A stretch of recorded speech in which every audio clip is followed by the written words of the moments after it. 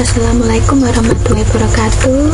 Untuk siswa-siswiku, semoga kalian saat ini dalam keadaan sehat dan juga tetap di rumah saja. Kali ini Ibu akan memberikan informasi tentang stres dan cara mengatasinya. Pengertian stres. Stres merupakan suatu respon fisiologik ataupun perilaku terhadap stresor, hal yang dipandang sebagai penyebab cekaman, gangguan keseimbangan baik internal maupun eksternal. Mengapa stres lebih banyak dialami oleh remaja? Hal ini disebabkan karena remaja cenderung memperhatikan citra tubuhnya, rentan mengalami peristiwa yang penuh stres, mengalami tekanan dalam penyusahan diri, dalam berinteraksi dengan orang lain. Banyak masalah yang terjadi dan bisa semakin serius hingga menyebabkan depresi yang berkepanjangan. Lalu, apa faktor-faktor penyebab stres? Yang pertama adalah faktor lingkungan, yang kedua faktor fisiologis, dan yang ketiga faktor pikiran kita sendiri. Nah, dari beberapa faktor tersebut, silahkan kalian saksikan video berikut ini. Hilanglah dari kehidupanku, enyahlah dari hati yang telah hancur. Kehadiran sosokmu kian menyiksaku, biarkan di sini.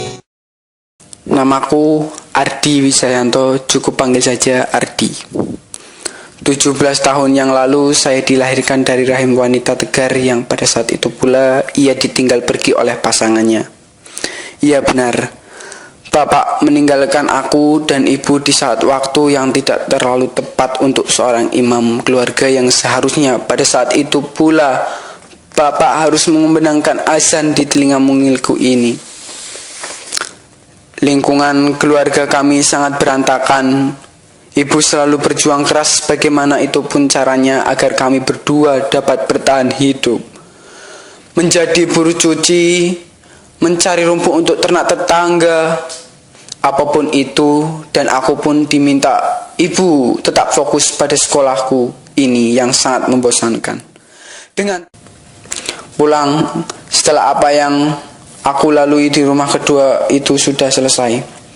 Rutinitas yang sangat menjenuhkan tentunya. Mandi adalah sambutan yang dapat mendinginkan kepalaku yang selesai di tempat ini.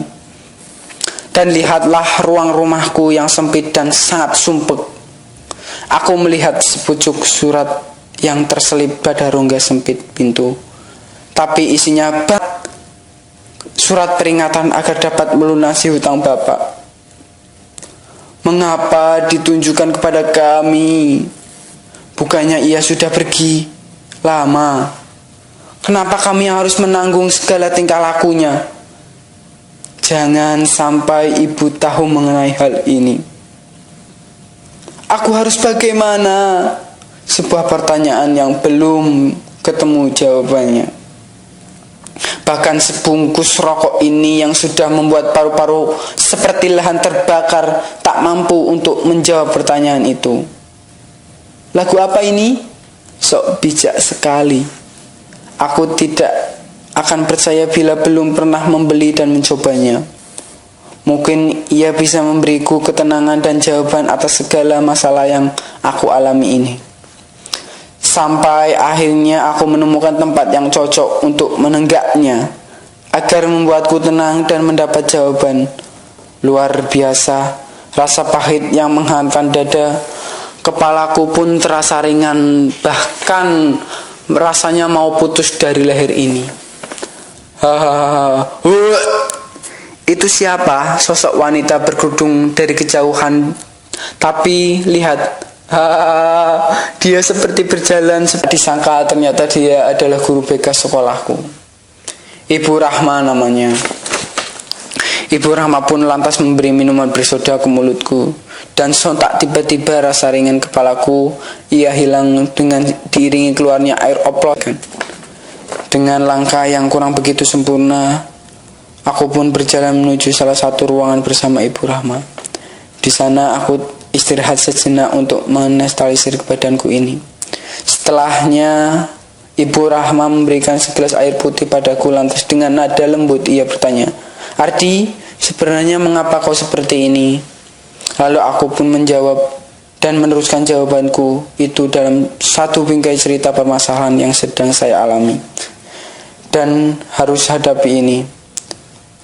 Ibu Rahma dengan sabarnya mendengarkan gelombang ombak masalahku ini, dan ia pun menyimpulkan dengan mengajakku berpikir juga untuk dapat terentaskannya masalah ini dari jiwaku yang mulai merapuh. Akhirnya aku mengerti sebenarnya masalah yang aku alami itu apa dan bagaimana cara pemecahan masalah yang baik itu seperti apa. Setelah apa yang sudah aku lalui dan setelah apa yang sudah aku lakukan sebelumnya membuat pribadi ini semakin dewasa dalam menjalankan fungsiku sebagai pribadi yang utuh, pribadi yang bermanfaat dan khalifatullah, wakil Tuhan di bumi pertiwi ini. Dari video tersebut kita dapat melihat dampak akibat stres, seseorang bisa kehilangan minat dan kegembiraan pada hampir semua aktivitas, dan hal ini hampir terjadi setiap hari. Berat badan mengalami penurunan padahal tidak sedang melakukan diet, mengalami insomnia atau kesulitan tidur, atau bahkan malah suka tidur atau lebih banyak tidur untuk setiap harinya. Selain itu, seseorang juga bisa mengalami penurunan minat dalam melakukan aktivitas yang terjadi hampir setiap hari dan kehilangan energi hampir setiap hari pula. Merasa dirinya tidak berharga atau merasa bersalah pada dirinya yang berlebihan, kehilangan kemampuan untuk berpikir dan berkonsentrasi, munculnya perasaan sedih hampir setiap hari, serta muncul pikiran-pikiran tentang kematian, ide bunuh diri yang berulang tanpa rencana, atau adanya usaha percobaan bunuh diri. Cara menangani stres. Untuk mencegah seseorang mengalami stres, setidaknya ada 3 lapis. Yang pertama, dengan cara merubah cara kita melakukan sesuatu. Untuk keperluan ini kita perlu memiliki skill yang relevan, misalnya skill mengatur waktu, skill menyalurkan, skill mendelegasi, skill mengorganisasikan, dan yang lainnya. Yang kedua, strategi kita menyiapkan diri untuk menghadapi stresor dengan cara exercise, diet, rekreasi, dan juga istirahat, meditasi, dan lainnya. Yang ketiga, strateginya kita menangani dampak stres yang terlanjur ada.